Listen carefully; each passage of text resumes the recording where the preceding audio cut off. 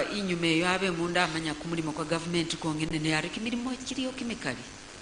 There were very few factory jobs.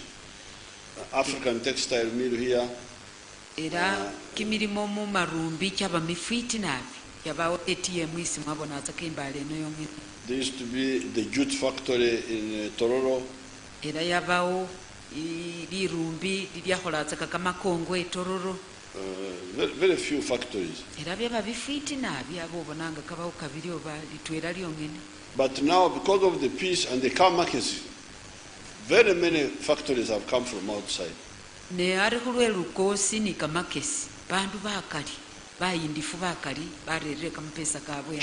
Chinese, Indians, Arabs, they are all there. And they have helped us create new jobs. I was meeting the leaders today, and they told me that this industrial park, once it is fully developed, it will employ 200,000 people.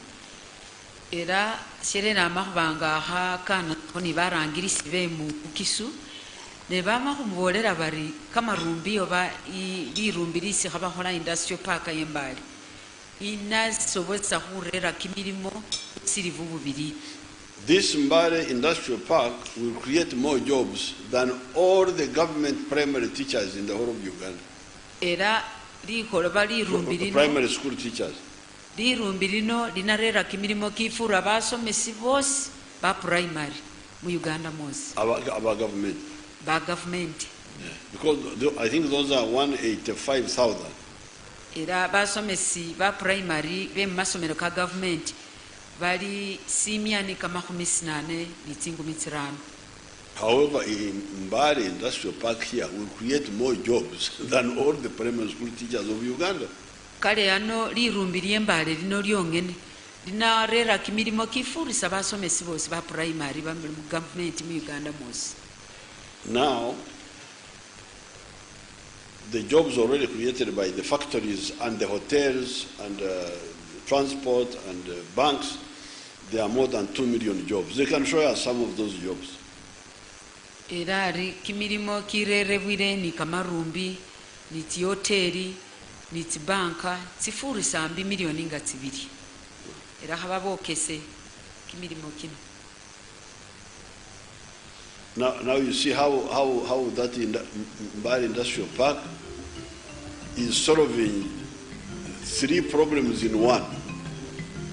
Number one, those carpets, you have been buying them from China. Now they are here. They are not made here.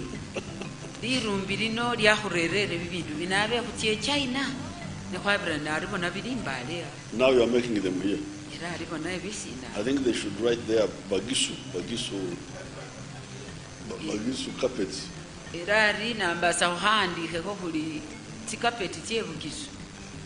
Secondly, jobs. And I will tell you the third one. Let them show us some few jobs again. Are you tired? The one of jobs? Show us more jobs of the factory.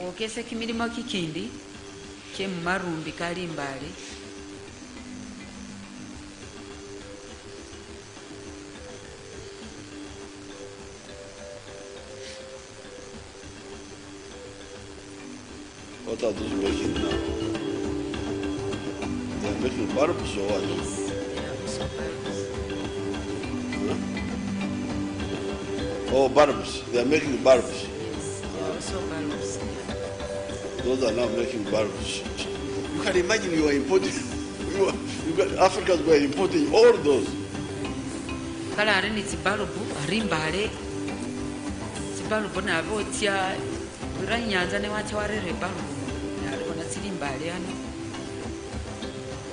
thought they were eggs initially.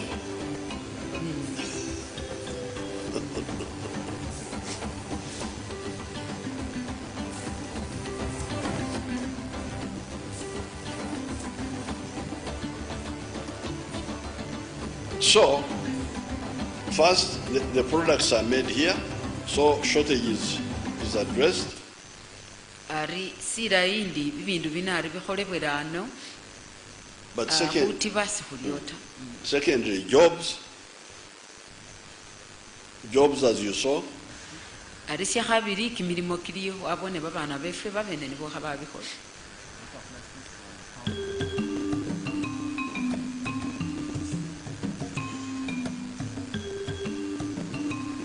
Those are Luka Namanda now. Ario Luka Namambe nayo bana basoreri bona kimilimo.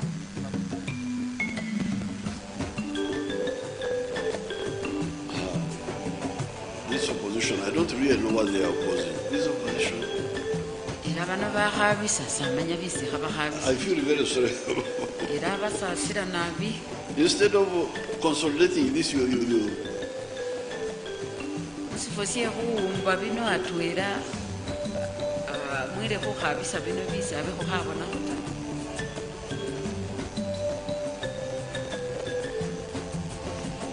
So, number 3, they help us to increase the taxes collected. 1986, we were collecting only 5 billion in tax. Era mu 1986 kwaba kubuusa ku musoro kwaba bulolo bola birano byongene bulolo burano. We are now collecting 21,000 billion. Ari kwayongera ari kubuusa kabiri na mtwera bulolo kule kuba bulolo sibubali hata. So the money we are collecting now in tax is 4,200 times more than we collected in 1986. Era ari kama pesa kesi kubuusa mu misoro ubazamo kimirundi tsingu mitsine kufurisa iso habera mu 1986. Now, with the tax money, that's how we are able to solve many wananchi issues. Iranga kwarambisire kampesa kama musoro ariniye sekuluhunyalisa kubanga kukora byangafu bisi muline nabyo kubyo. The other day I met an NRM mobilizer. Aluna horona nyola umupirisi wa NRM mtwera. Who told me that he had supported NRM for a long time, but he has never got anything personal from NRM. Era walo mari na bange mbagira sibi na sana binzali nembao kesi nefundira konara musauti. Then I said, how old are you? Namureba nduli kimiko kinga. He said he was 47 years old. Alo mari ali kimiko kanena musanvu. How many children do you have? Aruni abana benga. He said he had 7 children. Arali abana musanvu. Then I said, were they immunized? Alo mari baba pakamakata. He said, of course they were immunized. Alo baba pakamakata. Did you pay for the vaccines? Ari wasasulira kama lesikese baba pakamakata. He said, of course no, I didn't pay. Ari sina asasula hot. So who paid? Ari nanu asasulari. It is the government. Walo mari government niye yasasula. And whose money did the government use? Ari walo mani government yarambisa kama pesa kanani. The tax money. Walo mari arambisa kama pesa from the bayindifu. Kuko amamu bayindifu baba mebulafu. Especially from outside. Era kufurisa baba mebulafu. Because I have the taxpayers here. Era lini bayindifu baba sasula kumusoro. The biggest taxpayer is MTN. Era umuyindifu furisa ho kupa kumusoro niye sibina sia MTN 701 billion. Era ili ipa bulolo musanvu and 701 billion. Musanvu ni hatikitiki hatwera. Airtel 524 billion. Airtel 524 billion. 524 billion. Airtel ili bulolo bitano abiri munya. Bank of Uganda 451 billion. Ifubo ya government oba Bank of Uganda. A company known as Vivo Energy 423 billion. Vivo Energy ikulisa kama fura nayo ipa. Total Uganda 399 billion. Total naye kulisa kama fura naye buloolo 399 etc. era abo nga wiyongeraho. So therefore, the NRM has achieved its historical mission. Kale kamapeesa kano koosi nga wakagatire ubonori si binasya na binzaali syaramba ku mulimu mukalinaali. First of all, correctly establishing what Uganda needed. It did not need sectarianism of tribe, did not need sectarianism of religion or despising women, but needed emphasizing people's needs. Era yasohanga iboneri irawo ihola iwa babandu bisi bakana. And because of that, we have been able to unite the politics. Era hulwekuba esyo hwarusayo kiromboli yosi mu byebuwuli. And create a strong army. Era hwabanga hubumbawo liye liri lyekamaani. And because of that, we have been able to bring peace. Era hulwekuba esyo lukosi lwecha musibala. And because of that, we have been able to attract bayindifu from outside. Era hulwekuba esyo bayindifu bakali bamebulafu babanga becha.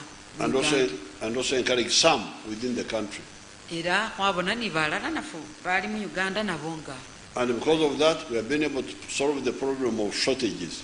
Era hulwekuba esyo hwabona huri bibindu hutiba byarusibwawo.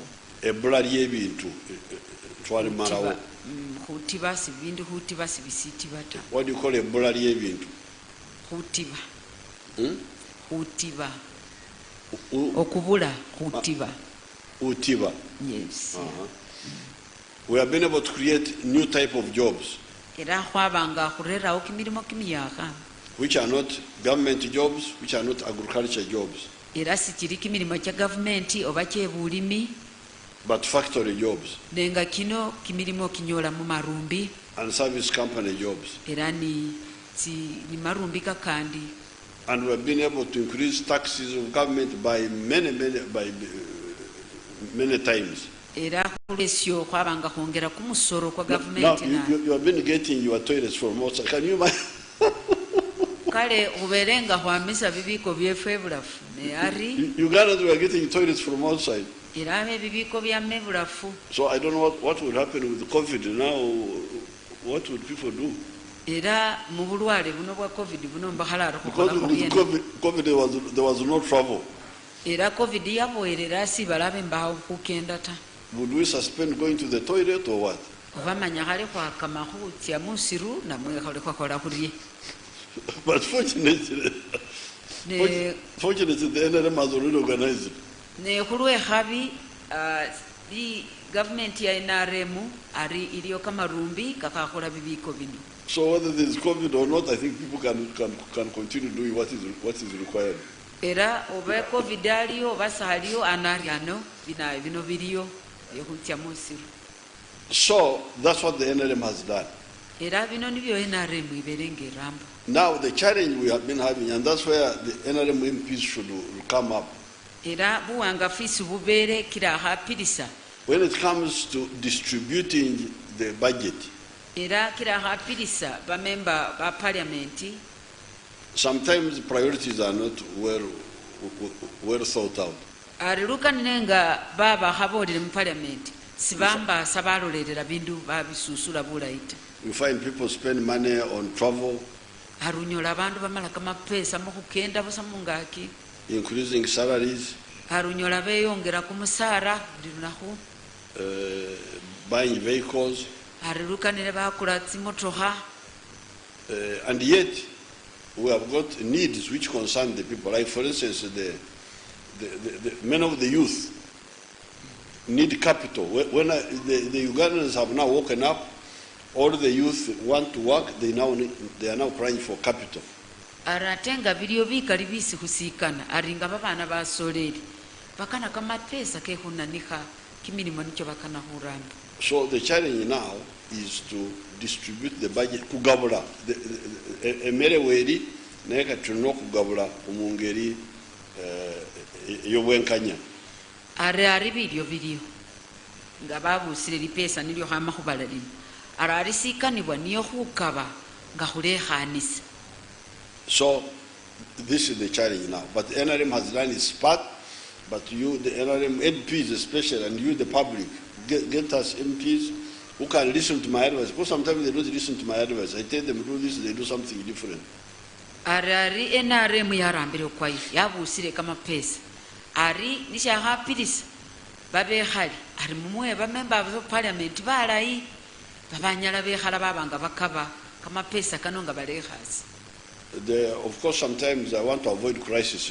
But in 2006, I was going to create a crisis for the government if they had not listened to my advice. That time, I told them very clearly that I could no longer accept this misdistribution of the money we were getting from the taxes. Ari munkumi bini mumukaga ari baba balekha khukhundekeresa ngendi khukana bakabe kama pesa mu ehas ari khali natsia nga inambisa kama nikasembanga ikhola khaba khali bisi ligambira lili lyafukirisa. And I told them we must put more money on the roads and on electricity. Ari nabalomera ndira kama pesa kama kali kungudo ni sinyakasi. Because at that time they were putting only 300 billion on the roads. Arabe mubisere ebyo barawo bulolo bimya bitaru bongene. As I've been telling the leaders, Masaka Kampala Road alone wanted 440 billion. Arikale lugudo lwe Kampala hutie Masaka rwakana kama pesa bulolo bimya bine harimo komuraho bimya bitaru. But they were putting only 300 billion for the whole year of the budget. Aribaraho bimya bitaru bongene atinga lugudo lutwera longene. Now, we are now putting 6,400 billion on the roads now. Ari musisera sinara khurawo kama pesa ke bulolo kola tsingu mitsisesa bambi ni bimya birano. And because of that, that's how we have been able to do all these roads. Like the one from Tororo to Soroti, we did it again because it had grown old, you remember?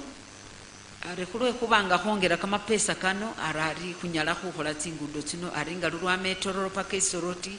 And we used our money because of okugabula bulungi.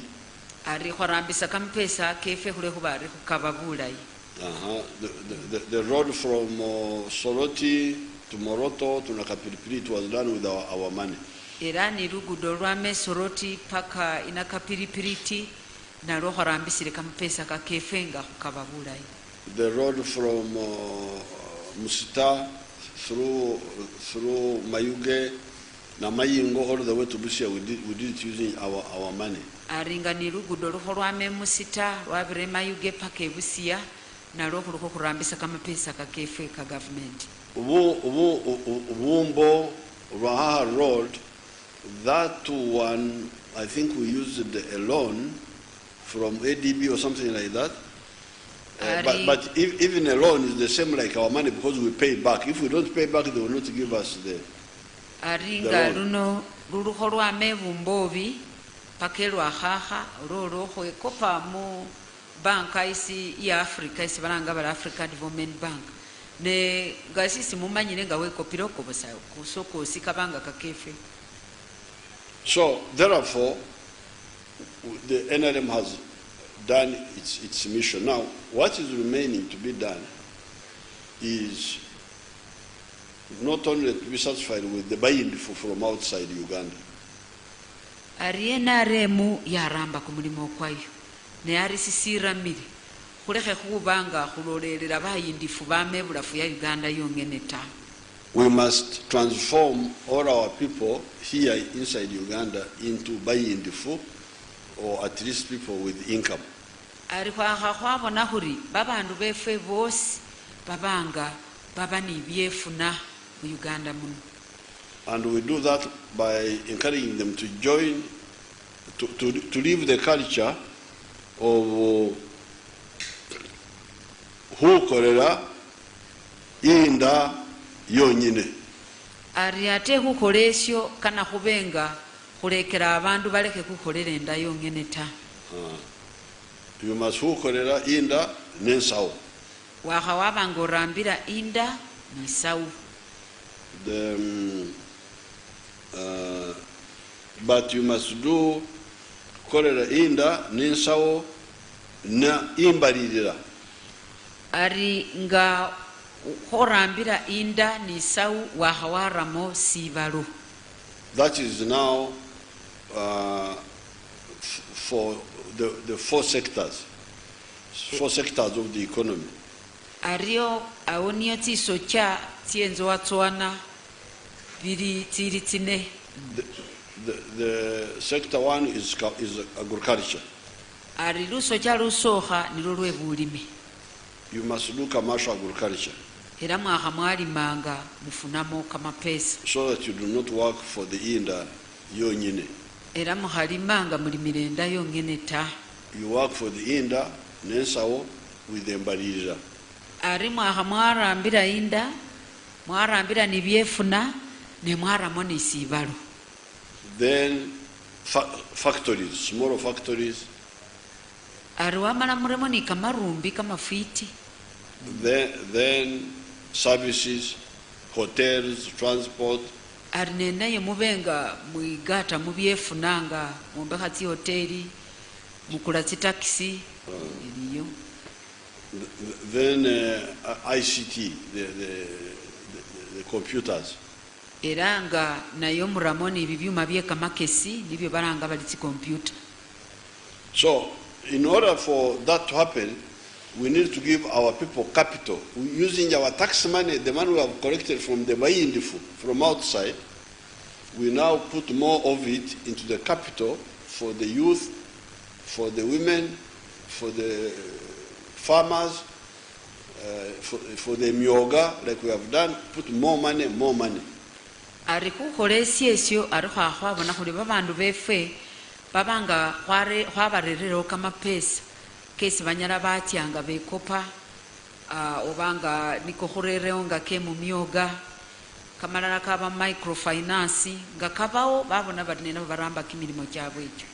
Those were people working in hotels. We saw working in factories, but those were showing you working in hotels. Kale abo boni bo hamubona babandu babaramba mu hoteli. Now we have already started converting our people to make them working for the stomach, the insawo, with some imbalirira. We have already been working on it for a long time, since 2001, when we started Entandikwa. Ari kwamenyire hosisera sikali nga buhakako kubona hura abantu befe barambanga sibarambire ndayo ngene. Actually more Entandikwa was before. 2001 was NADS.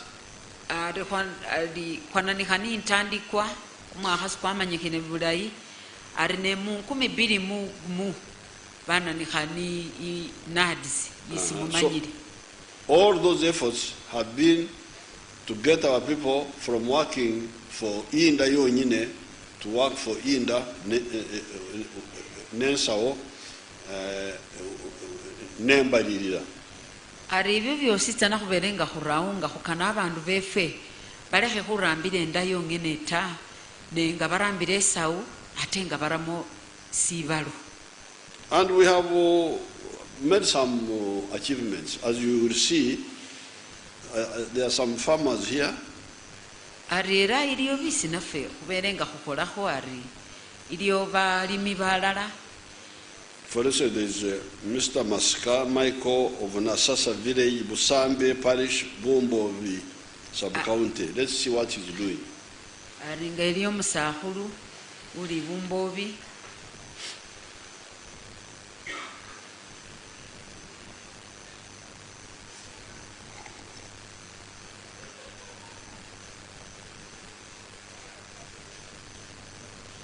I'm one of the beneficiaries of Operation Wealth Creation. So happened that through Wealth Creation, I've managed to raise 4 acres of coffee. So in a total right now, I have about over 2,000 plants of coffee. From the 4 acres, I normally get a minimum of 40 bags. Yeah, so when I opened the 4 acres, I realized that coffee needed pollination. And that's when I started beekeeping. And in the beekeeping, it has also come out to be one of the sources of income. So here where we are, this is apiary section 1, which I started with. We have about 90 beehives. And in another section, which is some distance from here, I have 73 beehives. On average, from each beehive, I do extract 6 kilograms of honey. So which kilogram each goes for about 20,000 shillings, depending on the market price. Initially, before the coffee growing, I was putting up in a grass-thatched hut. But right now, I've managed to at least put up some modest house, which I feel I'm comfortable. And more so, the quality of education to my children was also improved. And more so, the basics in the home have been catered for, because I'm always assured of the income. For every season, I'm assured of getting some money. So I'm no longer worried like I used to be before joining the coffee grow. I would so much wish to appreciate the district for the service they do render. And of course, I cannot forget His Excellency for the wise advice he gives us in the improvement of our welfare. Now, Mr. Masika is quite a wonderful. Era Mr. Masika barali umuyindifu. Because he has got 4 acres of coffee. Era barali nitieka tiemwani tine. And he harvests 2 times in a year. Era bari abuta timwani kimirundi kibiri mwaka. And he gets 70 bags per season. Era buli seasoni abanga funa tisawu kama 17. And each bag, he said, that's 420,000. Era buli sawu akikulisa siringi busirivu bunne bikimitwalo kibiri. So it brings him 29 million every season. Ari buli sisinza sie kumwaha engisa siringi milioni 2.9. Simwaka season. Sisinza sie kumwaha. BUGISU, when you call it a shumi season. So that means in a year, from coffee he gets 58 million shillings. Kale buli mwaha afuna siringi milioni 58. Now, as you heard, Mr. Masika said, because he needs bees to pollinate the coffee. Era nga mwamahulira omukosi Masika amahoro mari akana tsinzuhi nekyabanga tingona timwani. He had to have beehives. Era bwarawo kimisinga kyetsinzuhi. And he has got 163 beehives. Era barali ni kimisinga simia ni kama 17 na kitaru. And he gets 6 kilograms per beehive twice a year. Era barafuna kilo 7 ukwama buli musinga mutwera kimirundi kibiri buli mwaka. So honey brings 39 million. Aribari kukwama mubuhi afuna mu milioni 3.9. Total 58 million plus 39 is 97 million shillings. Kale kumwaha kwama mu mwani ni mubuhi afuna milioni kama 9 ni 7. Now you can no longer put that one in poverty category. Kale aruyo butambi abawabuonire. Wanyara Masika, wanyara Kimiru. Era papa Masika president wa kusimire na abyaro bali wanyala na bikimirimu. Let's look at Mr. Wanzara Kenneth of Busamira village. Era hakulole papa okundi sibalanga bali Wanzara Kenneth we village ye Busamira. These cows, before we got them, we had here children in the community, and here milk was not easily got. Today we are very happy that when we got these cows, the nutrition of the children has improved, because we get the milk and feed the children. These cows have helped us, one, to get a garden. We have a chance that we got biogas also.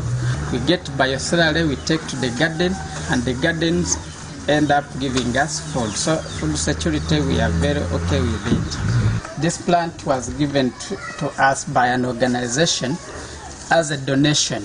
And since we had the cows, this organization came and realized we had enough cow dung, and they thought it could be of a good benefit. And indeed, their thinking was good. Biogas ono tumulina tetwalirira nnyo n'enku tusobola okufumba, tusobola okufuna obutangaavu mu nnyumba, tulina laiti. Era biogas waffe ono n'olaba nti n'ebirime ebyaffe birabika bulungi nga bwe biri. Biogas tetumusasulira. Biogas ono tewali ajja kuyimirirako ntitwagala ssente, twagala kiki. Gwe wennyini tumekinga sure tuteekamu obusa buno buli lunaku, ekintu kyaffe kireme kuzibikira.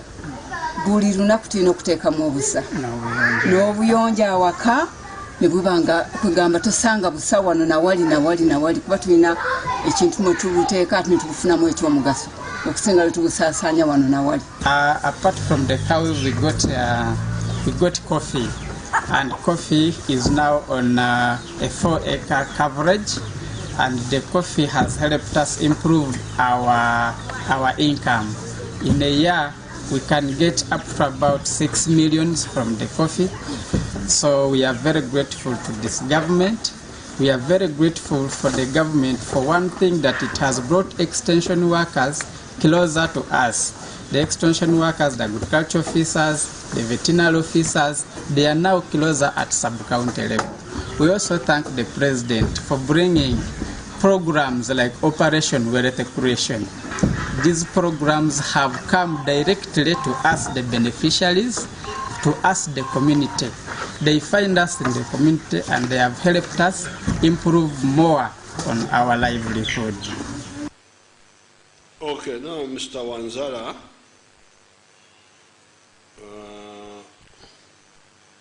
Wanzala Kenneth,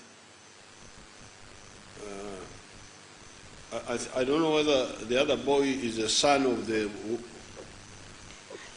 because they are talking, she has 2 cows. One is a bull, so she milks one, gets 10 liters a day, and the total from the milk in a year is 3.6 million.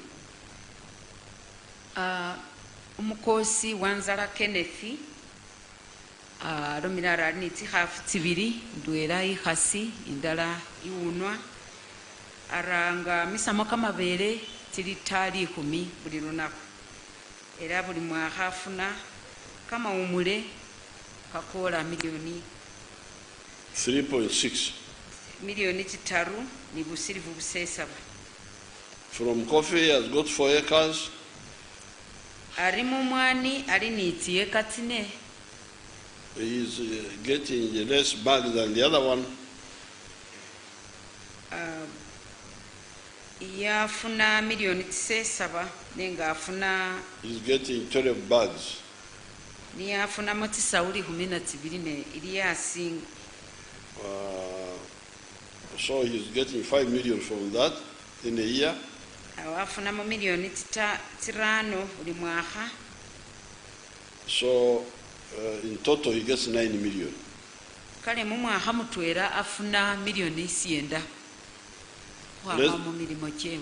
Let us see obulamu bwange nga Umaru. Alha kubone mumbya Umaru naye.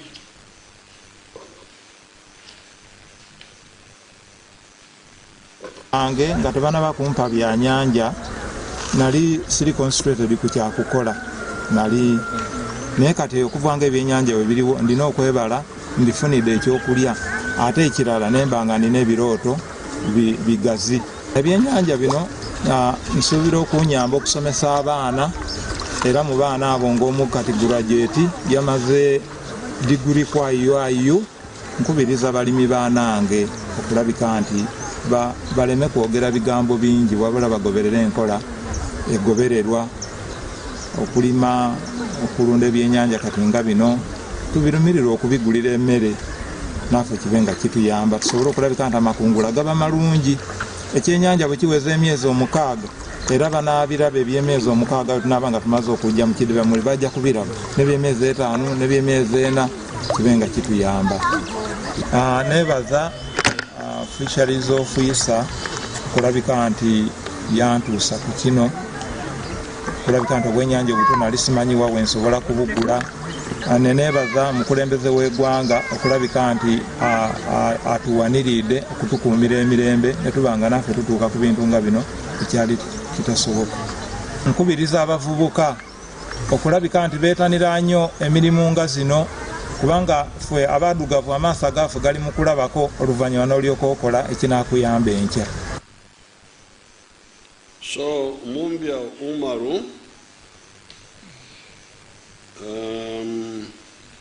he has got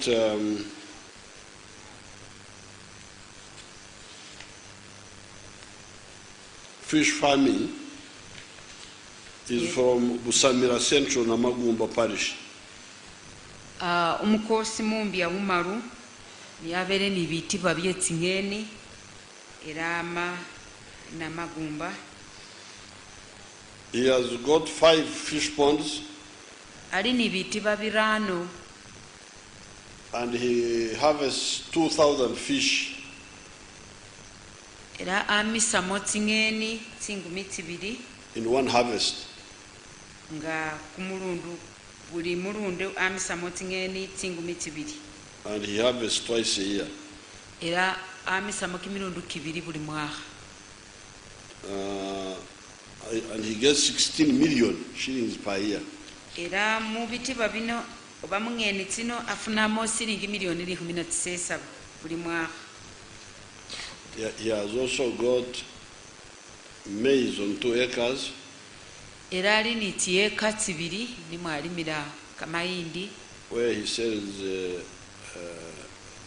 20 bags. Afunamo kisawuka 20. Selling at 80,000 per bag. Era kulisa kimitwalo 8 buli sawu ye kamayindi. So he ends up getting 1.6 million from maize. Era kwama mayindi afunamo emiliyoni 7 era nibusirivu busesaba.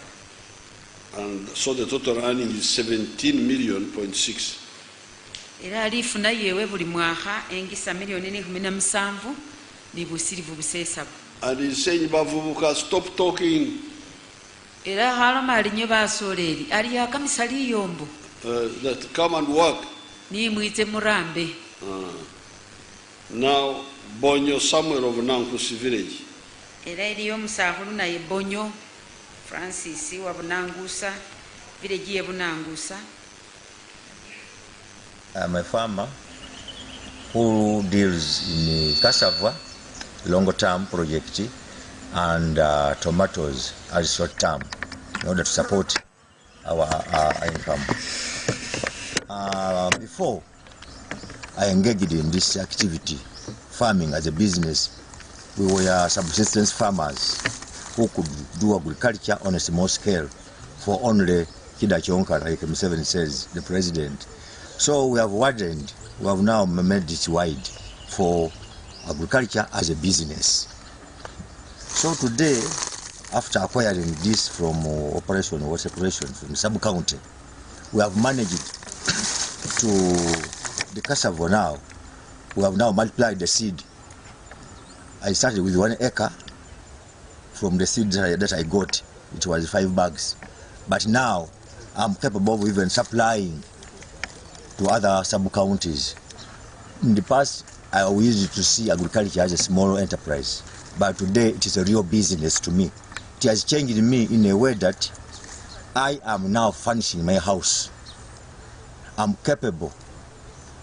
I've bought even a solar in my house. My children, not because of this COVID, they are even in boarding schools.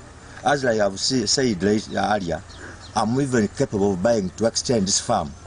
I'm hoping to buy, because I have now enough money to buy, to increase my acreage of the land. So life is not a problem today. We have food security in the house, we have money in the house, and I even bought a heifer. So I'm both agriculture, I'm doing both agriculture and rearing livestock. So milk is available at home, which was not there. My children are enjoying. So I thank the government for bringing wealth creation. Now, so Banyo Samuel of Nankos village, Banyo Samuel, he has got cassava and tomatoes, 4 acres of cassava. So he gets about 4 million. Of course, cassava, he also eats it, I'm sure. Then from tomatoes, he has got 1 acre. He's getting 3 million from tomatoes. So together, 7 million. And you heard that he had repaired his house. He's paying children school fees for children. He even talked of having a car. And he has got solar on his house.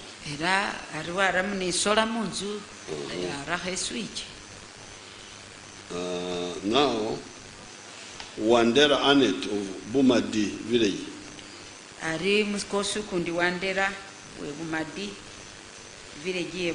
Naye ate bwe nagifuna yaliggwako ne tugaba kubanga batugamba olina okugabako emu olyoka osigaze. Kati nze nga bwe nasigaza emu eyo yasooka nagifunamu amata nga buli lunaku nfunamu omutwalo. Bwe nafuna ente nefunamu manyuwa. Kati bwe nateekamu emwanyi nezisobola okudda bulungi. Emwanyi zino kwegamba kati wano eringa demonstration site bwetuterwa okusomerako. Kwegamba bwe bajja tubasomesa engeri gye tusobola okulindamu emwanyi zino. Ekizibu kye twalina engeri gye yali nti mu olusozi luno lwalimu ekizibu ky'amaanyi ng'amazzi bwe gava eno gakulukuta paka ne gava eri emmanga. Naye baagulukati ofisa bwe yajja n'agamba nti nyabwe kyolina okukola olina okutema zino embigiro. Ne tutema embigiro ezo kati zikwata nnyo bulungi amazzi ne ziva wano ne ziserengeta ne zidda wano amazzi ne gaba nti gakoze eki gatudde. Era kati emwanyi zinyirira nnyo lwakuba nti amazzi gazikola ki gazituulamu. Kwegamba nga sinaba kufuna emwanyi nali ndi bubi nnyo nga mu butuufu n'akazigo nga sobola kugula. Naye bukya bampa emwanyi zino nenziddaabiriza bulungi engeri gye bansomesa nezisobola okusomesa abaana bange. Kiseera bwe kituuka nkiisaawo miliyoni nga 7 nenkola pulojekiti endala. Mu mwaka era nsuubira nti era bwenkola n'okola. Edda embeera teyali nnungi. Nali nina abaana abasoma ate nga ne ssente nazo okuzinoonyanga si kyangu. Nali mutunzi nga ntunga ngoli. Naye bwe natuuka eno mu kyalo ne ndaba nga engoye sikyalina engeri ng'abantu tebakyaleetanga bwe nabeera mu kibuga ng'embeera si nnungi. Naye kati bwe nafuna emwanyi zino kati embeera yeeyongera. Akasente efunayo n'embeera nga siri bubi nnyo. Neebaza abantu bangi. Okusooka byonna neebaza pulezidenti w'eggwanga eno omwagala waffe Yoweri Kaguta Museveni yasobola okutegeera nti abantu bali eyo kaba basindikira ebyobulimi wansi. Neebaza ab'edisitulikiti kubanga bw'abisindika nga abaana ab'edisitulikiti tebasobodde kubikwata bulungi temusobola kubifuna.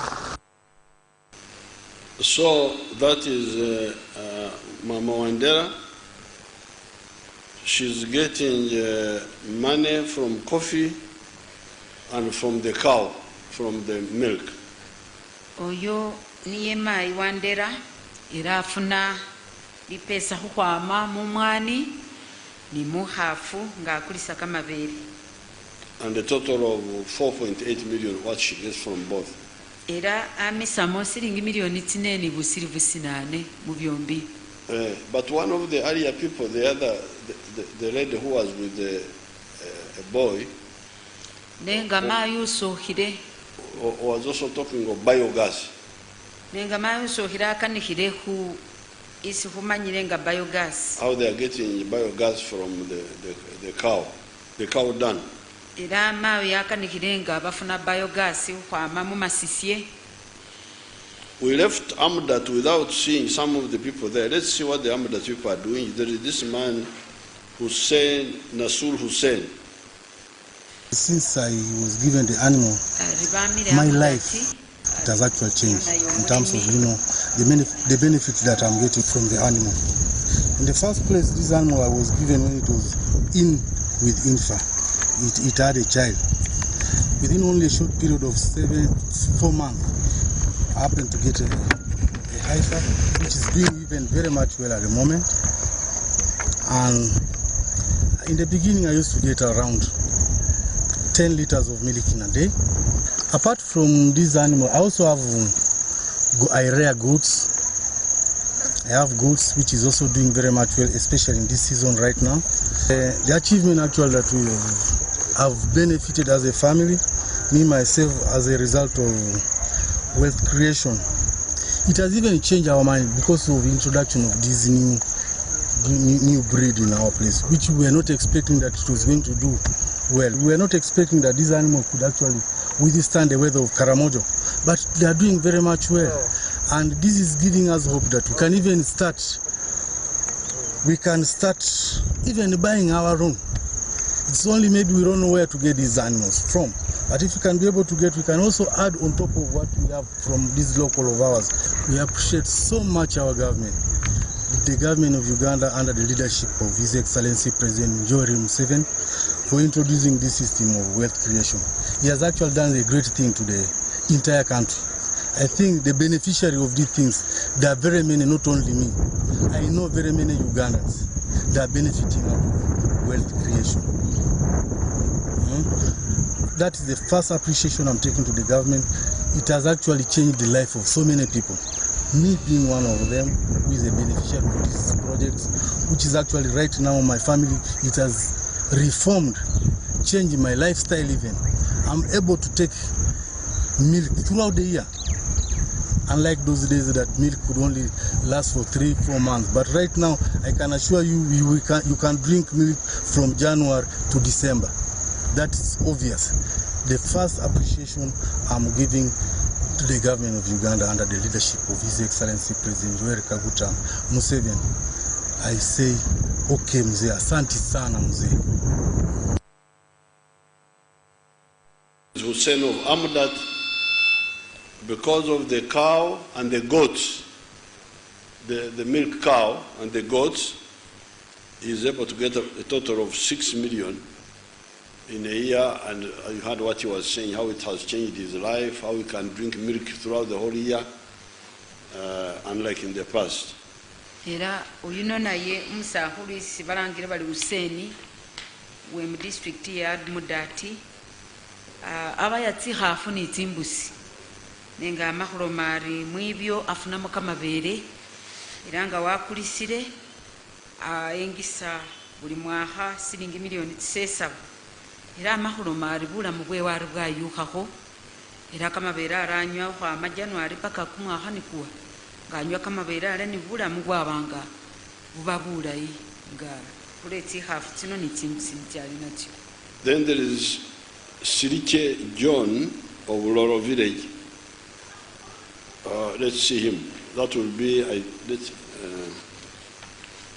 think that will be the last. We got a tank. He has produced one tank. I'm getting milk out of it. I'm selling some I'm using for my own consumption. I got this cow, the income has increased. The way of living also has improved. So what gets out of the cow dung, some are going to use to the garden.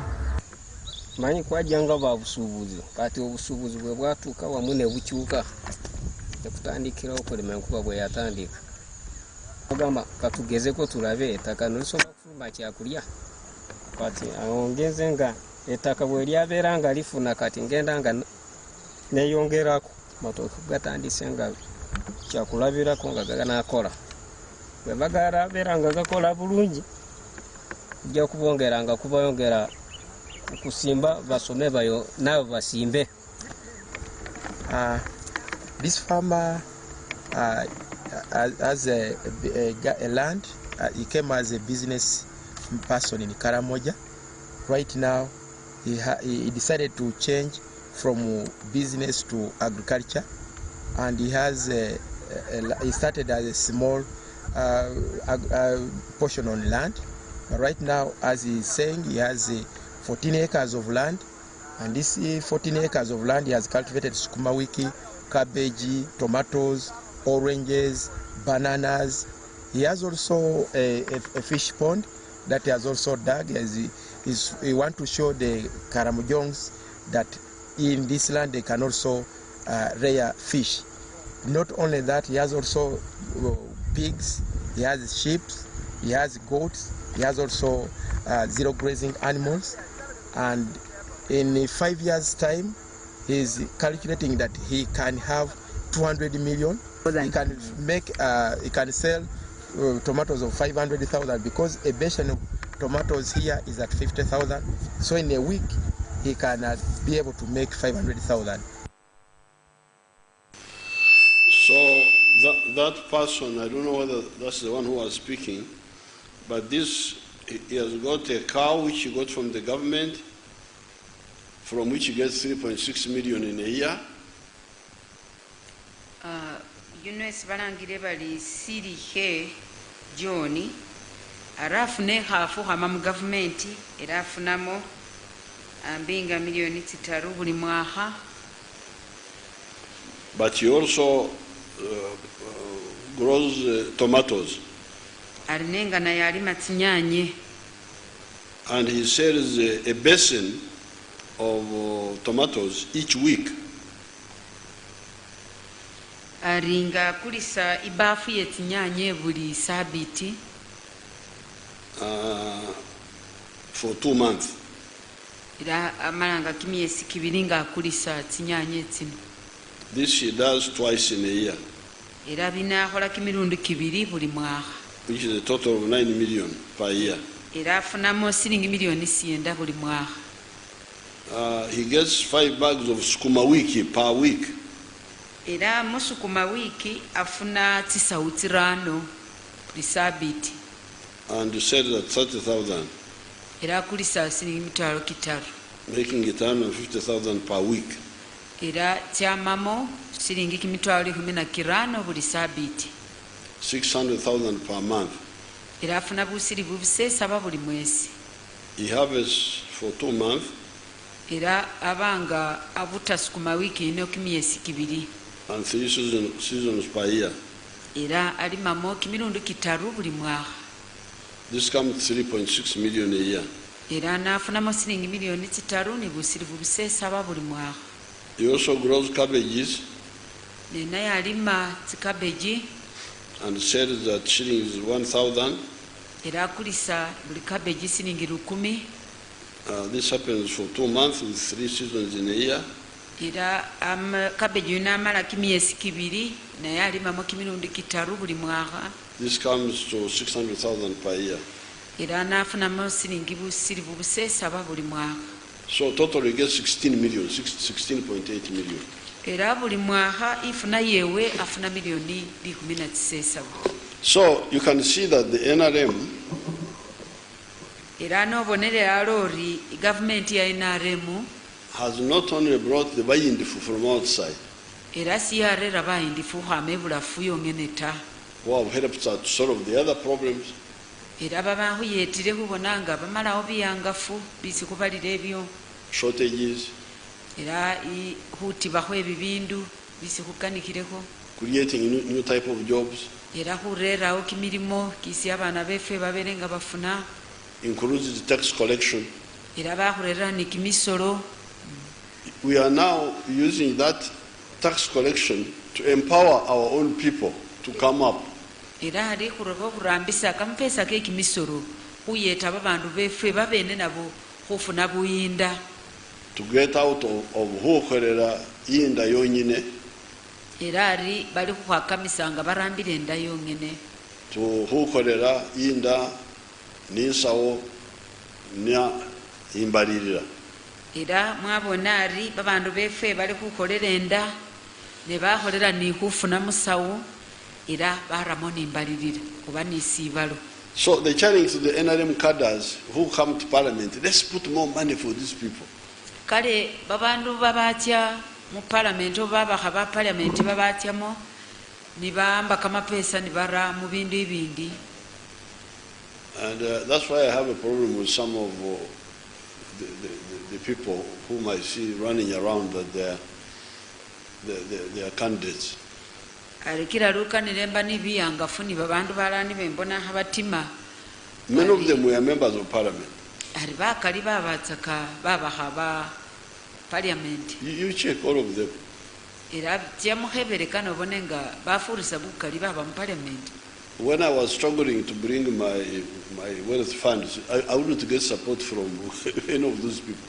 Areranga nalwana tsakandi ifune lipesa hurerera babandu babali kananga because if I had support, we would have put more money.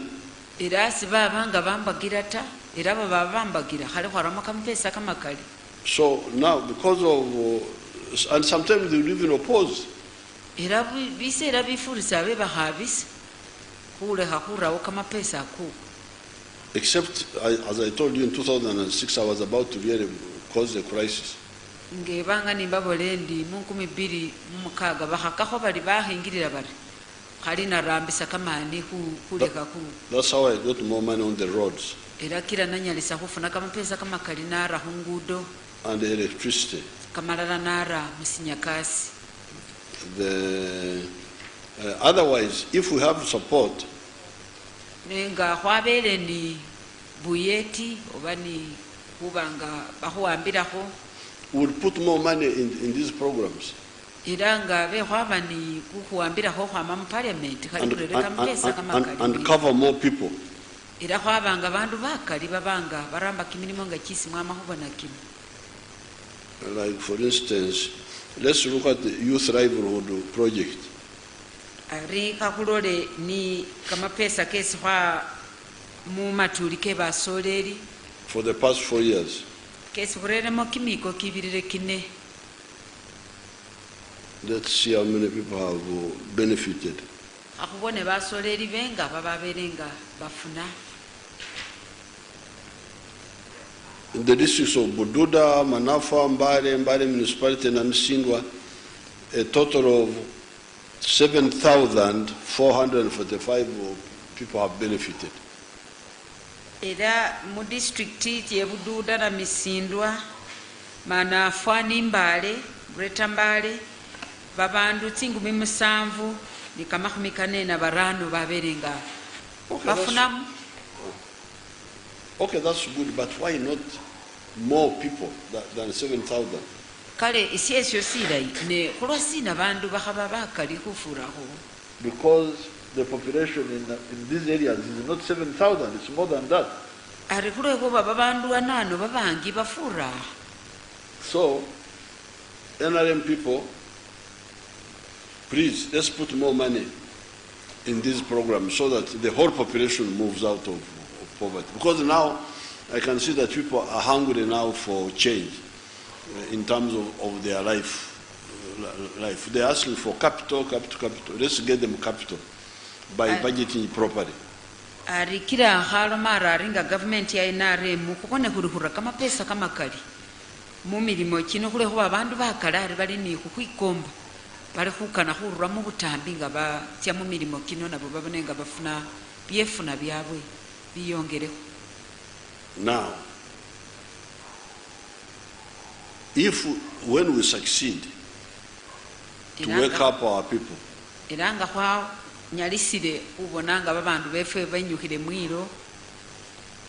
from Hogona,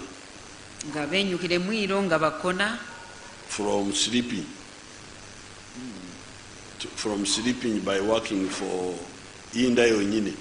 Era abantu befe nga barurire mu hukona nga bakamisire hurambire enda yongene working for Inda ninsawo nimbalirira aringa ariba nanikire kurambire nda wongeraho nisawu ate baramoni sibalo obembalirira. Then we shall have the issue of the market. Where shall we sell all those products? Irari kuna banibuanga fubundi bindu bino byosi kuna bikulisa wa. That's what NRM pointed out to you in 1965. Era bino nibyo bisi NRM yababolera mu 1965 when we were part of the student movement.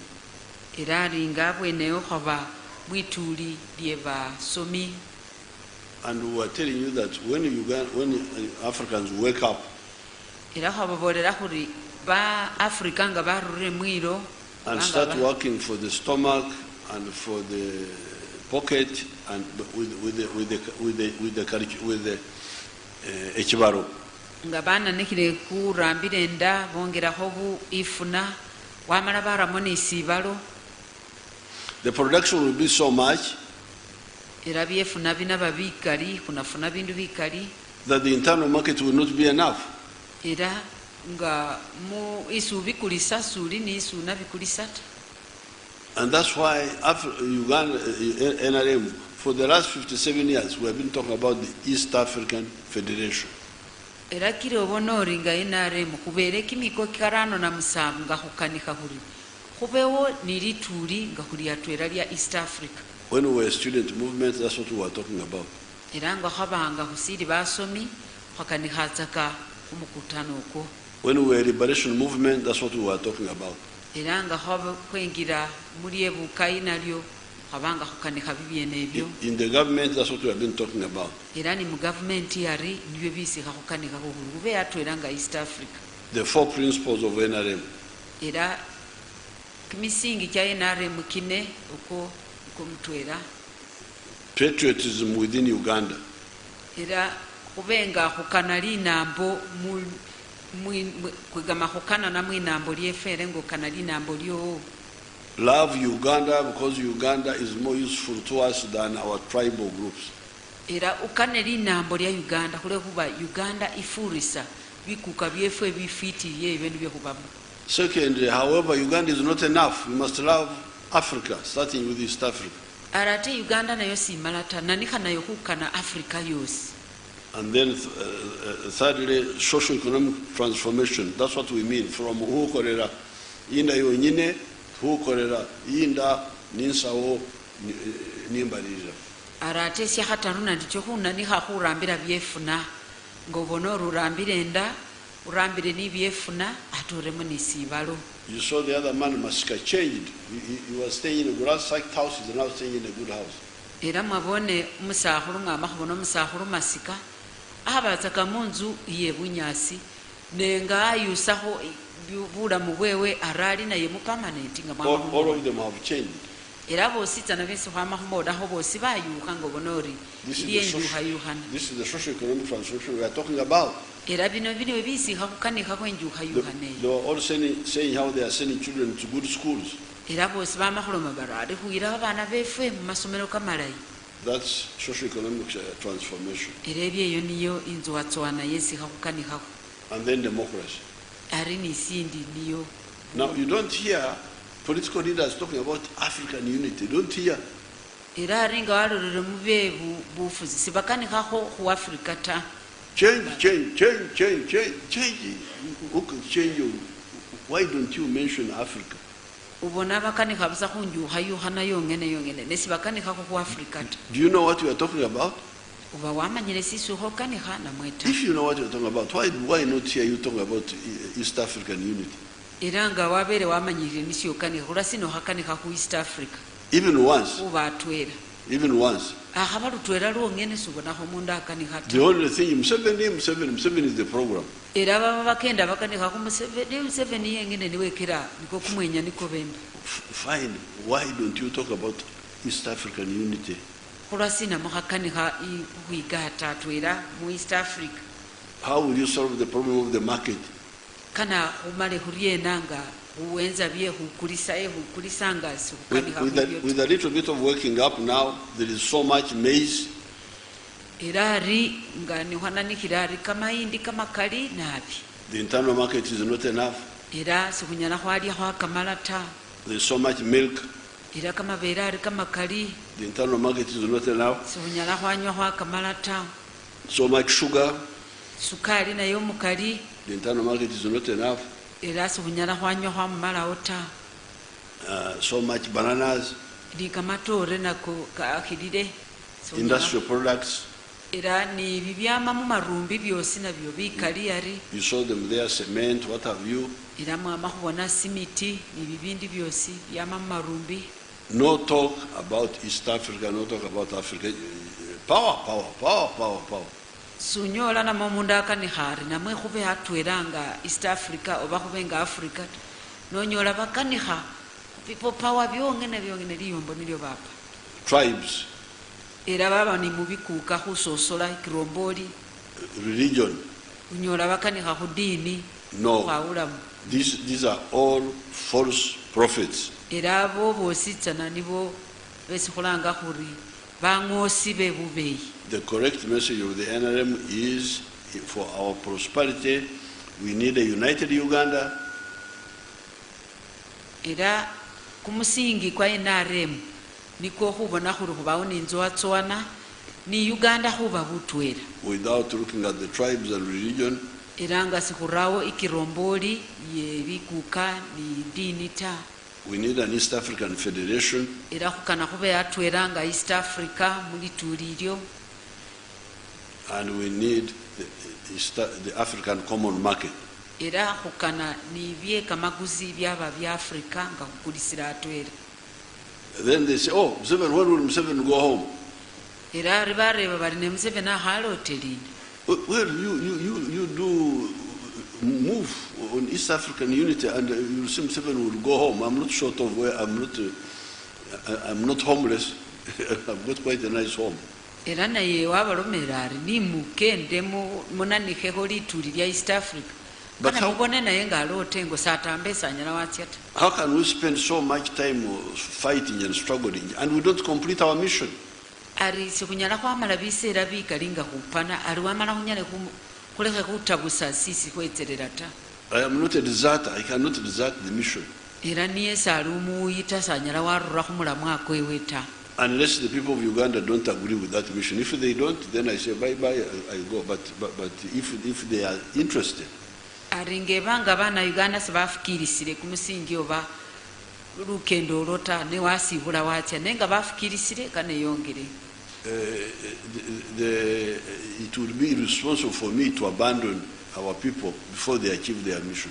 Era kana sibesie kumutambo nabise khulekha abantu basi nga sinabatabusire sinaha nabolesata. So when you hear people talking, oh, Museveni powerful long, that means they are not serious.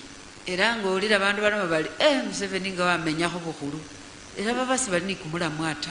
When Mwalimu was going to retire in 1985, when I went to see him, when he gave us some support, I was begging him not to go. Aringa natya hobono musakhulu Mwalimu Nyerere nga aba hatya ho mula 1985. Arina banga khemwe konzera ndita ukhatyata. Because I was telling him we are going to go into government in Uganda, why don't you stay here and we do this? Arina mwe konzera ndi aribone fa khawtya mu government mu Uganda. Kula sino khabawo khwabanga khukolera atwere. There is a way he told me which I don't want to go into, which I kept. Ari video bisa mubolera nebyo abibihanga bimonyo sanyala wabikani khata. But I was appealing to him not to go because we had not finished our work. Arinena bange ni khemwe ikonzerera ndi papa khatyata kule kuba beso kwamala bisi khwetirira tabeni. Now here people who are just after I don't know what say you go. They don't know they don't know that the work here is very serious. Ararunyola bantu balala bakhamanyire ni bisi khwetirira ta. If we cannot do the work when we are all here together, me, you, and all this, why do you think it will be easier for us if some of the people go before the work is finished? Unless you don't know what the work is. Ari kurasina uhafukirisa fese khwabatwera khwaramba bise khwatsirira khumalirisa nenga walomira olife balala khurureo kana umanye oriena bisabekho kana khumalilize. The Banyankole say, when you are making alarm for food, you make a smaller one because you don't want people to come. Ari Banyankole baloma bali ngokho pendululu yebilyo barupe fiti khulwe khubanga asukana bandu bakali betsa ta. But when you are making alarm for war, you make a big one. Ari nengokho khupa indululu yelutalo arupire lale mbofuinyira khulwe khubokana bandu bakali betsa. So these wonderful people, what alarm are they making? Ari kale babandu bano babelanga bekamani nabi. Are they making alarm for food? Ari khaba pendululu yebilyo. I think they are making for food because that's why they don't want people to come. Ari bafana bale khaba pendululu yebilyo khulwe khubasibakana bandu betsa ta bape fitiri. You old man go. Ari bape bali we musakhulu rawotye. But the war is still on. Why don't you want more support? So it seems we are talking about war, some people are talking about food. Positions. We are not talking about positions.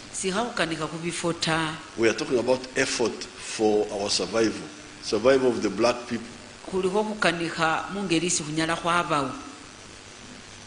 One day I will say more about that subject. For now, let me end here. Having quarreled enough with the short-sighted and the opportunists. Now, the BUGISU people whom I met today, they are really wonderful people. They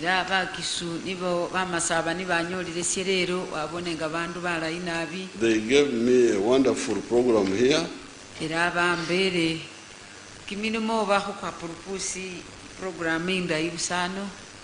They told me how they are going to support NRM 90%. They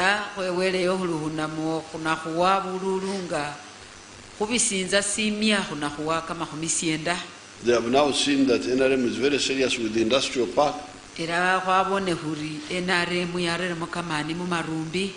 with the jobs there, 5,000 jobs are already there.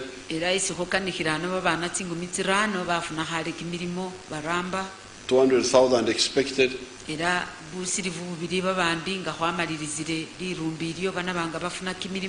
Chinese have set up a training center there.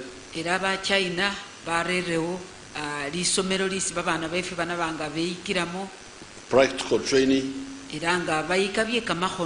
And they have linked up with the technical college here.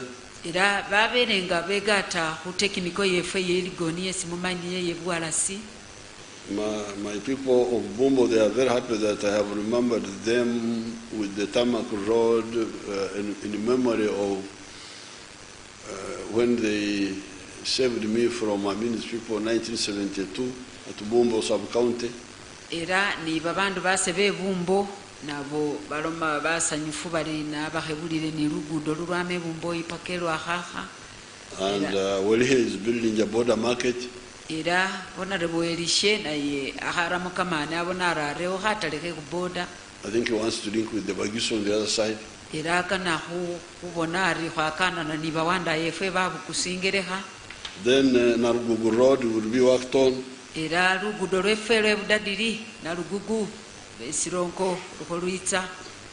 I agreed with the leaders to construct 300 kilometers within the BUGISU rural. Era papa weri namba afukirisanire nibarangirisi arahombeke tingudo tinzirule tichola kilomita 500 mu byalo bye BUGISU. And I told them this is not such a difficult issue because we have constructed a road from Oruyo in Achori to Sudan border of 234 kilometers, one road. Eralo mirale bino bisukusabire binana birirawo busakhulwe khuba baliyo balala ni balugudo lutwera lwongene nga lumala otityafu etyosi. Now, these are small roads. Kale buno amakhubona ali bugudo bufwiti era fanana birirawo busa. They also want 49 kilometers in the town here. Era nayo khasabire kilomita kanena sienda mu city yefe. Including my own road here.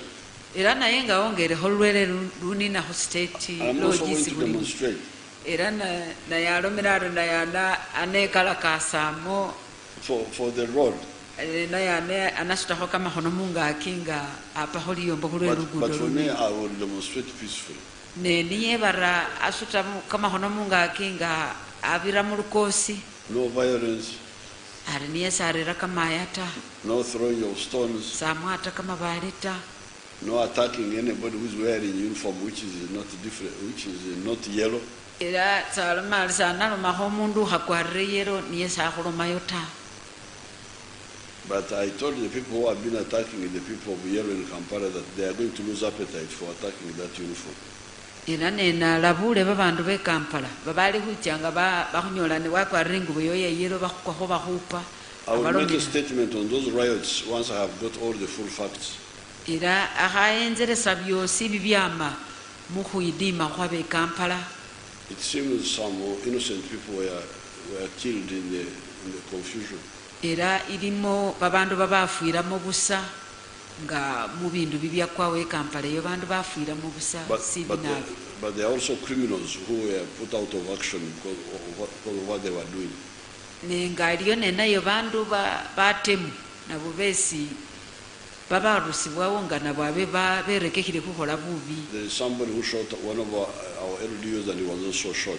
Era barali omundu mutwera wanula imundu hama humusuro hale wamupa wamwira nenaye bandu bamwira. I will make a detailed statement. Nenga kana abaye bindu mu bubalayi bibyabawo nga wafunire byosi nibyakana. But the business of attacking NRM will stop. Era nenga halabulari abano bache ni bengirira abantu ba NRM bahaliko bubi yakama. Anybody who made that mistake, we are going for him. We have arrested so many. Era uyoyo unabangarira kama yakengeri yeyo kana nenaye akana ni kumuliro. And anybody who repeats it will regret. Era umundu unakola bindu ngebyebyo ahe. But I will make a detailed statement once I get all the facts. Nenga wamalira kufuna byosi kana abenga abulira linambo byabawo. So my role here, I was assured, say please, Museveni, don't demonstrate. Ne ano bamulomere bali papo hapali ombota wabinanikireko hali. The contract has already been given to dot service. They are going to do the road. Contract abakiere dot service iri hekola lwetirinyi nga yamalire neta ingone lugudo runina. So I said, okay, very good. Kale naye wasanyuka walumali mwanyala nabi. In any case, my demonstration was going to be peaceful. Ya bene sebenja kukanika honge ndi mulkosi lwase. Then my BUGISU people talked of rural water. Era naye bakanikireko kumeti katya mu byalo. They were very happy that the number of water programs in the rural areas.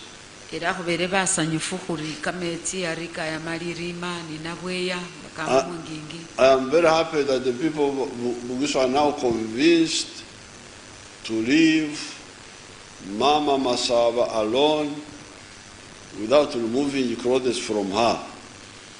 Arinenayo nishi esanyukire kukururwe ariko afukirisire kuri tingingi tino tiriko bulabe era akutiruremo. Mama Masaba. Mai Masaba, looking Masaba. Kumuleka wukuna is very dangerous. Ari kunga kwambule mai wefe Masaba ne kwamuleka bukuna. Because that Masaba mountain is mother to all the Bamasaba. Ari looking rwa Masaba lulinga mai wefe kuife babandu ba Masaba. And you don't address your mother and you leave her naked. Arajesu tia wambula mai wamurusaho tingu bwamala wamuleka bukunata. By cutting all the forests. Aringa kutanya bisala byose kwabeka kwamalaho. So that's why now everybody is saying, please, disaster, we have seen disaster, we have seen the landslides. Era bandu habalira barara kwabone bulabe tikururwe tyakubere buwangafu. The NRM is going to work out a massive urbanization plan so that the people come to the lowlands where they can live a safe life, and the mountain is left for tourism and forest and the activities which can be done safely there. Era our government inakole plani yehura bandu kuba muti tawuni nga baruramu bulabe mungingi murame nga khurambiramo kimilimo nga khuli byala bisaala oba khubona nga bandu betsa ni bakeni nikyo khulanga khuli tourism bakeni babetsa khukeniyayo. Even honey, even this honey, if you put a lot of beehives near the forest, you get a lot of money. Ariya habanga kimisinga kino batsinzuki kunyala khwafunamo bubukhi bukali nabi. That forest is a source of wealth if you know how to use it. Ari bisaali byebyo ali nyala yamamo kamapesa makali nabi kasita khumanya khubirambisa. So tourism, we're going to promote tourism. Ari kunakana khubanga khongeramo kubiye bakeni kukhitsa khubona. Then the palace of the Bamasaba, we are going to make a contribution to that, building of that palace. Era Bamasaba mwesi government inatya khubanga khuyetaho khwombekha lubiri lwomukuka we Bamasaba. We've been building palaces in Uganda, in Busoga, in different places. Why not in Bamasaba also? Ari khubenenga khwombekhera kamanambo kamalala nga Baganda basoga ari khurasina nafe khukhawa Bamasaba yekhabi yefe naye khwakifuniri. The Bamasaba are not satisfied with the jobs I'm giving their sons and daughters. But I've already given you big jobs like Minister of Energy and all the powerful things. Energy and what else? Is it energy is with what? And mineral development. Oh, now you hear Wanang.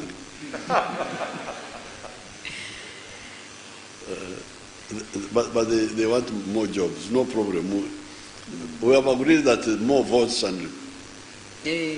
Ari Bamasaba balo basabire bali papa khongere babana befe kimilimo kikindi kyangaki ari nga kisiyamba somukhana wenywe ministry ye sinyakasi ni bugaga bwe mwiroba ari ne papa wafikirisira ari kana khongere ari nafe kukole sisi khwakhola bale besisera nga syolire khabo kisi khwitsulisire rabululu ni bukoha ubone kuri ne nafe khumusanyusa kana abenga nafa khuwa bindi kali.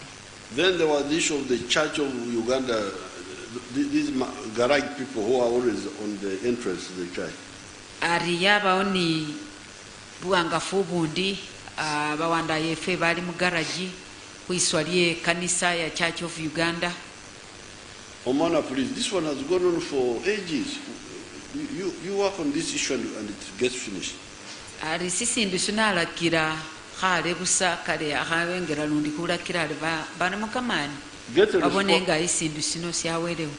Get a response and get the minister to come and explain on the radio what's going to happen. Kale kana bambe iromo yesi bakana bambolere sifula sina byakirewa kana nitse ku radio embenga ambanyonyola. Now finally the Bamasaba want us to degazette the forest that saved me in 1973. I think it was the 23rd of January or 22nd of January 1973 when I fought with the many soldiers here. Aringa maliriza Bamasaba bamusabire bari sisali siembale arisisia muonesanga ali kheruka basi kuba amini bamusabire baraba sisali siesyo kube siyonge ku city yefe yembale. And today I made peace with the chairman, Walimbwa. Aliserero mahu Raulu Kosi, no Musahulu, Charles Walimbwa, NRM chairman, we manafa. He was a young boy that time when I was running out of Maumbe's house. They tried to intercept me. Aria Bangasiru Musoleri. Gana yaba ali khamulai lukhaba sikuba amini ali bakhakakho nabo khumwikinge bweni. Then soldier was following me, firing. Ari umunamaye wa amini abanga wanondilekho ni indolo nga khupa pana anzongire hinyuma. The good thing for Walimba and they were quite a group. They were about to intercept me because they were coming from my right, from this side. Arera baba lituliri kalibusali baba nga bali ambi kukumamba nga bama khumukhono kwase kumusetsa. So when I stopped and fired at the soldier, they all disappeared. They all evaporated. I never saw them again. aringa babona nase indasali indolio mungaki alibati mafana bakora nawe sera mahuba bona lundite. So, but today we made peace. He gave me a chair and a spear, and the old vendetta is finished. Arinesherera mahu malao isyosiosi era mahumba indebe yebuku kabwe mama saba wamba nilifumo wamambisa ni kumuhinga ukwokesa nesakuri ari lukosirwe lile wakari abwe. So the forest, that eucalyptus forest, they now need it because it's not because these eucalyptus forests are not the same like the natural forests. These are just planted. Ari sisali sino siakali tusi sisiri sisali nga sieba masaba hulukwingita sino habyala busa government yasibyala busa. The ones on the mountain are part of the ecological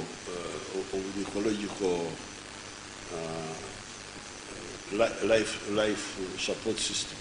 Ari ebyebyo bisali byemungingi byebyo bibanga byayamba hufula ne sino siembale sino babyala busa siakali tusi sisiriho isi siyamba ubisi huloma hulu byebubireta. That one there is protecting the C7. Remember C7?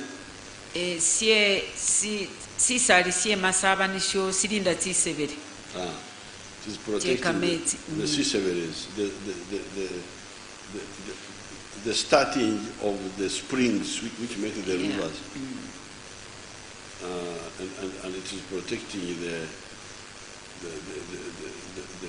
the catchment area of all these river systems. Ali sisali sie masaba inga kinisho sisirera kameti kesi hufuna imwaro. But this one here, the eucalyptus forest is just was I think for wood and firewood and things like that. Sino siembale sino basibyala mu biseera ebyebyo nga yabawoli gali yomuka. So yabanga batanya tsihwiti ekyo ni baramu likari neni litima kale niyo hubyala bisala byebyo to get firewood to make the train run. Era babanga batanya motsihu ni bara mugali ne yatima. So they can now get a new area and plant a new forest, and then we use here to expand the city. Era rikana kufune liswa lilindi abe hwafuna hale isikana kubenga kubyala sisali era sifo sino sibenga sigata husirimba siefe siembale. Mwanya Rabama Saba, I ask you to vote for the NRM massively because you were part of the struggle here. I was with you in 1971, 1973, we were here. And also 1979, we passed through here again. 1985, 86, I was here again. So I'm always with you here. Era walumbire bamasaba mwesi ali balebe mupire NRM mu bukoha ali kuleho bananywe mwaba ku mwenanyo mwabanga mupana kubona muri NRM yitsa mu bunyali era mu 1972 era mwabanga nanye muri ku mugata kuno era ni 1979 nanye kale muri babandu nanye mu mwarera government and even 86 era ni 1986 kale government nayo yama mu bamasaba. Chef I fought with Chirama here at River Manafa, big fight there. Era lomari lutalo lwabana no kumana afa mu 1986 kale nafe kuliya namunanga nafe kumanyikananga nafe kwapa na lutalo luno kale wabalombira ari kubone kuli huitusa buko habwefe kupire NRM bosi babemire and tukachumbala era babapana atkachumbala era ni kachumbala ne nayo lutalo lwabayo era bamasaba nafe kwabanga kupana lutalo. There was also the Eragon 13. Era yabawoni igroup yesi balanga Eragon 13 era balala baliyo babana babwe baliyo abo bosi nabo babanga nabo begata hurera lukosirisu nisukwe huyo banga hu Mwanyala nabi. Mwanyala nabi. Your Excellency, sir,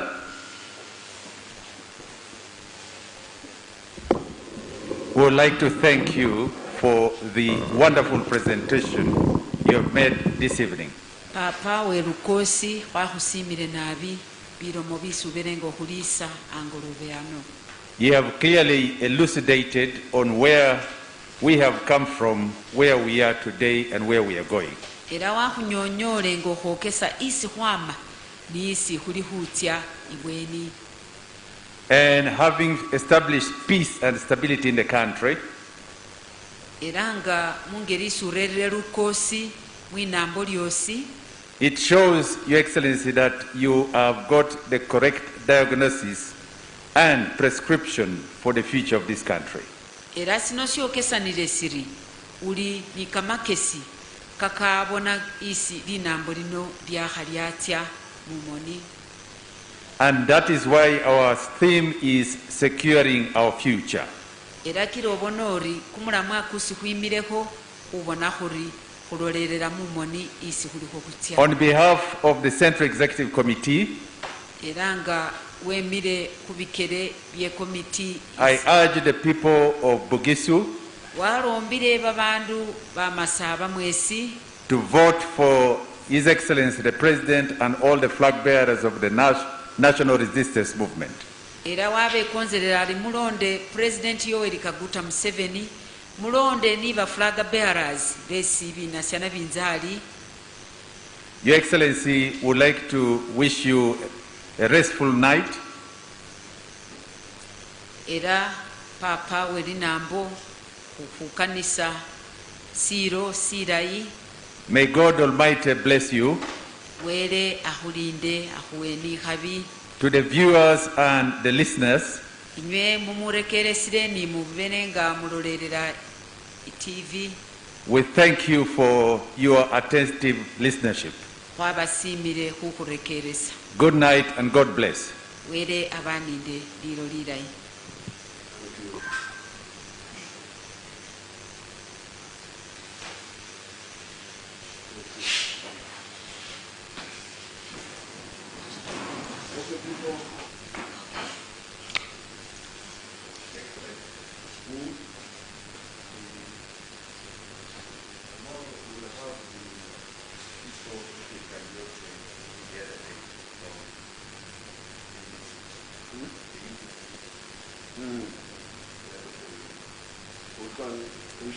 We shall talk.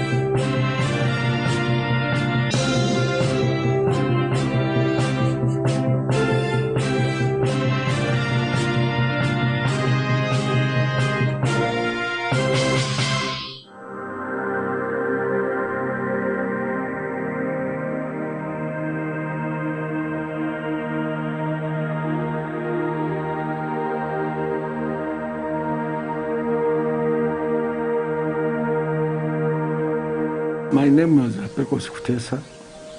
I'm a Lieutenant General in the Army. I'm an MP representing defense. But my work here, I'm in charge of military doctrine. But because of what's going on, I have to put on a mask. But for the sake of everything, I hope I can now remove it and you listen to me. Now, the simple story is, as I was telling this gentleman, without a past, you can't have a present.